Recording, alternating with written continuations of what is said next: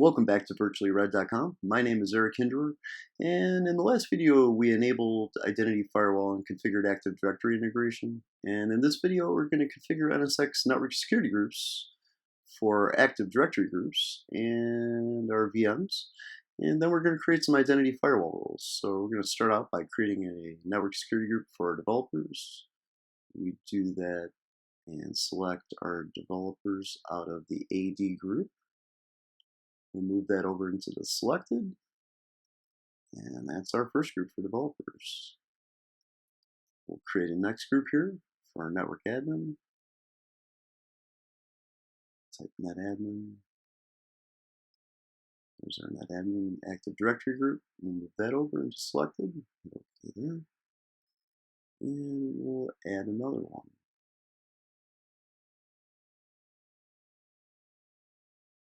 This is for our contractors. We'll click members. Type contractors in our Active Directory search. I'm sorry, for operations. There we go. We'll move that over to add. So we've got our operations group.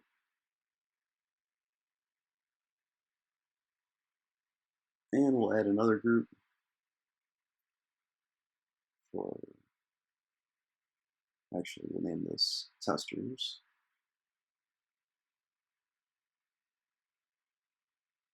And we'll check our QA, there we go.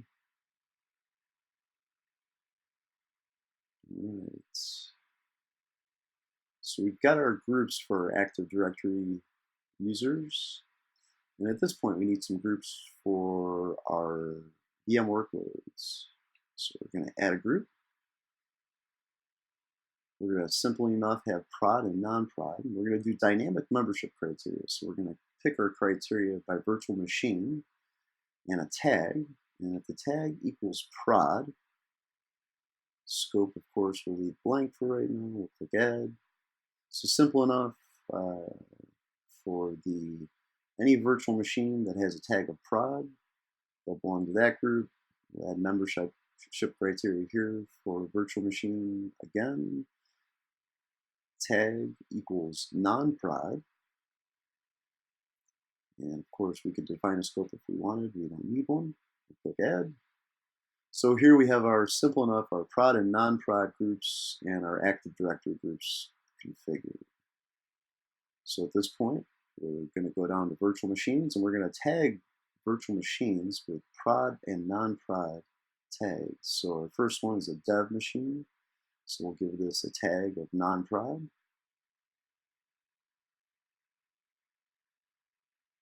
Save that. And we'll go through the rest of these virtual machines here in terms of our prod app. Of course, prod app key is prod, so we're going to add a tag to that for prod. And we'll hit save there.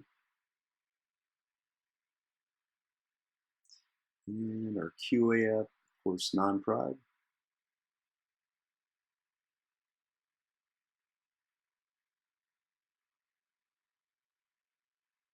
Save that.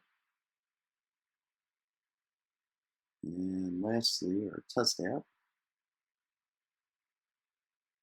which also is non-prod.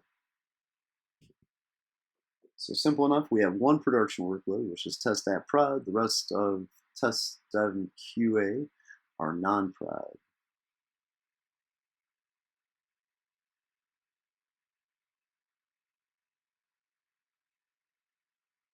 So now at this point, we're ready to click Security, Distributed Firewall, and we're ready to create some Active Directory-based firewall rules. So we're going to add a firewall rules section. So we'll add that section above, the default section. We'll name it Active Directory IDFW rules. And here you can enable TCP stateless. Do note that if you enable stateless, you cannot do stateless and stateful, as it states there in the notes. So we're going to pick our network security group.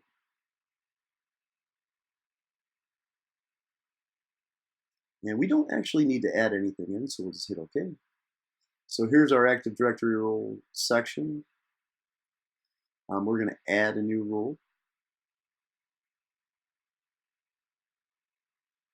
We're going to go ahead and name this first rule NetAdmin access.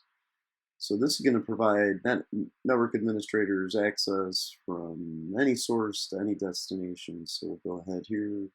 We'll pick from our source of network admin out of our network security group for identity. So there's our source, NetAdmin. We'll say destination any, as well as service any and context. Apply to all distributed firewall and allow. So that, of course, will be our initial rule. We give our network administrators access to all systems. We'll add a rule below that. And now we'll define a rule for our production access. So production access will add our production network security group. So we'll click on identity NSGroup.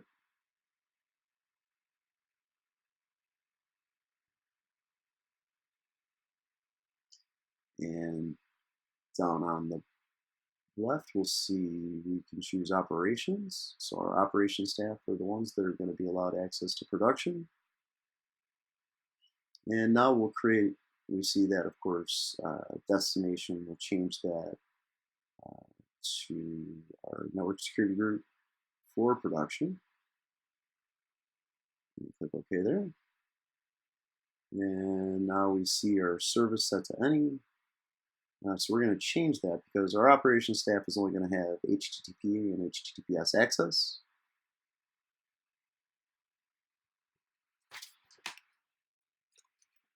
So we're going to move over our services for HTTP and HTTPS. And now we're going to add another rule below that.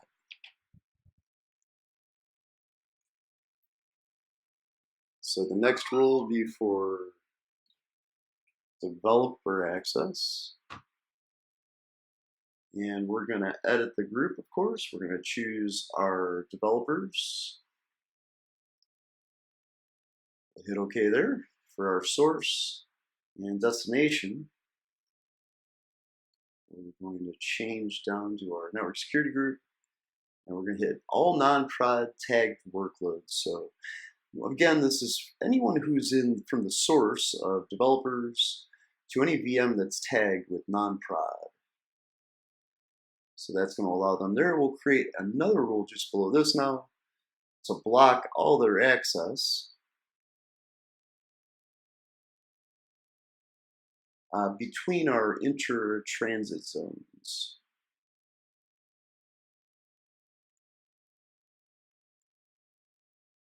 But I'll tell you what, we're going to go ahead and we'll create another section for that.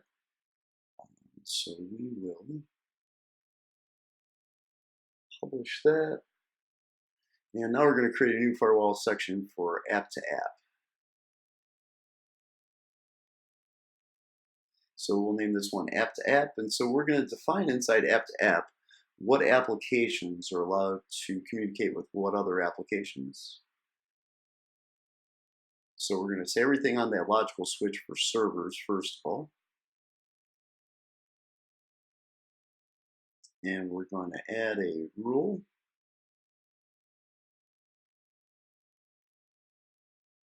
So our first rule for app to app, we're going to say production to production.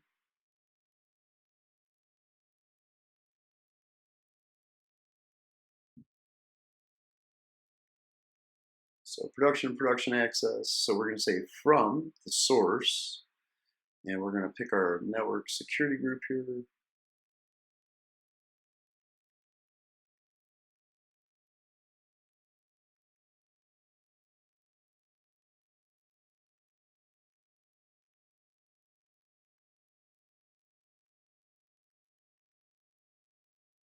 Let's go back in and edit that.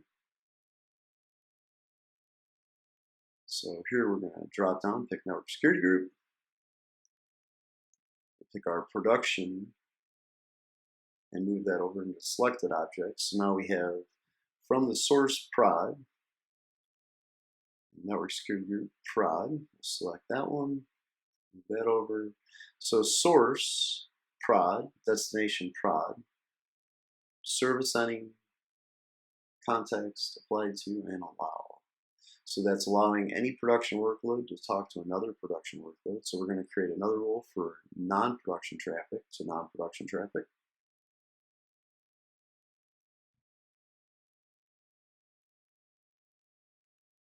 And we'll edit the source for that one. We'll drop down to the network security group that we created for non-prod. We'll select that. So that's for our source. We'll do the same for destination. So here we'll choose, of course, same non-prod for our destination. And of course now we have our prod allowed to prod and our non-prod allowed to non-prod. So at this point, we're going to create a rule that's going to block inner zone traffic. So we're going to define this one, block interzone traffic.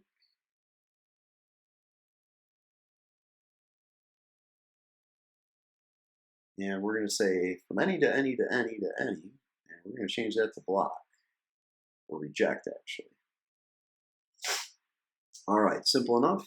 So we have our rules created for app to app for production, allowing that, non-prod to non-prod, allowing those traffic to communicate, and then a rule there underneath it blocking any to any after that. So we have our access down below for reject.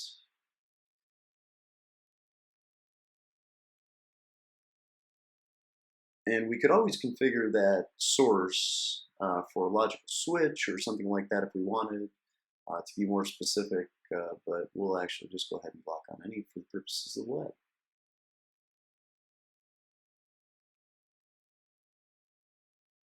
So we'll go ahead and publish that rule section.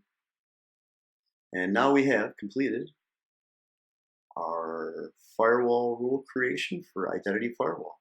I hope you enjoyed this demo and appreciate everyone's time. Follow me at virtuallyred.com, on Twitter at Eric Hinderer, and on LinkedIn.